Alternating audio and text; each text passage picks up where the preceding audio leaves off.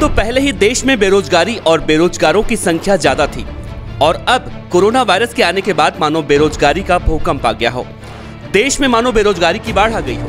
आपके, हमारे और हम सब के लिए एक बुरी खबर है, क्योंकि भारतीय रेलवे ने फिलहाल सभी तरह की नई नौकरियों में भर्ती पर तत्काल प्रभाव से रोक लगाने का फैसला किया है।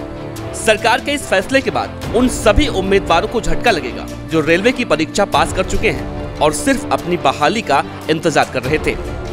रेलवे के फाइनेंशियल कमिश्नर ने 19 जून को एक पत्र लिखकर सभी जोन के महाप्रबंधकों को बताया कि रेलवे की यातायात से होने वाली कमाई में मई के आखिर में पिछले साल की इस अवधि की तुलना में 58% की गिरावट आई है।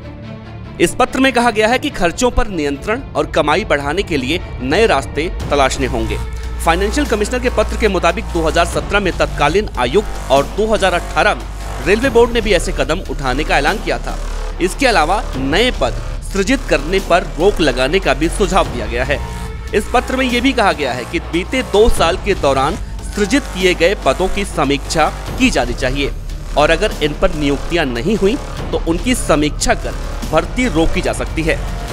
फाइनेंशियल कमिश्नर के पत्र में ये भी कहा गया है कि जैसा आप जानते हैं कि सरकार का आदेश है कि रेलवे को पेंशन समेत अपने राजस्व खर्च खुद ही वहन करने होंगे।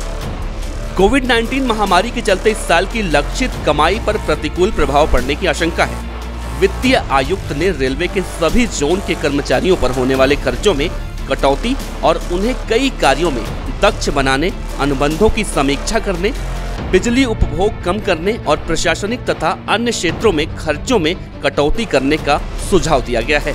अब देखिए, इस खबर का लबोलुआब ये है कि अगर आपने हाल में रेलवे की परीक्षा पास की है और आप सोच रहे हैं रेलवे में नौकरी करने की, तो फिलहाल ये खबर आपके होश उड़ा देगी।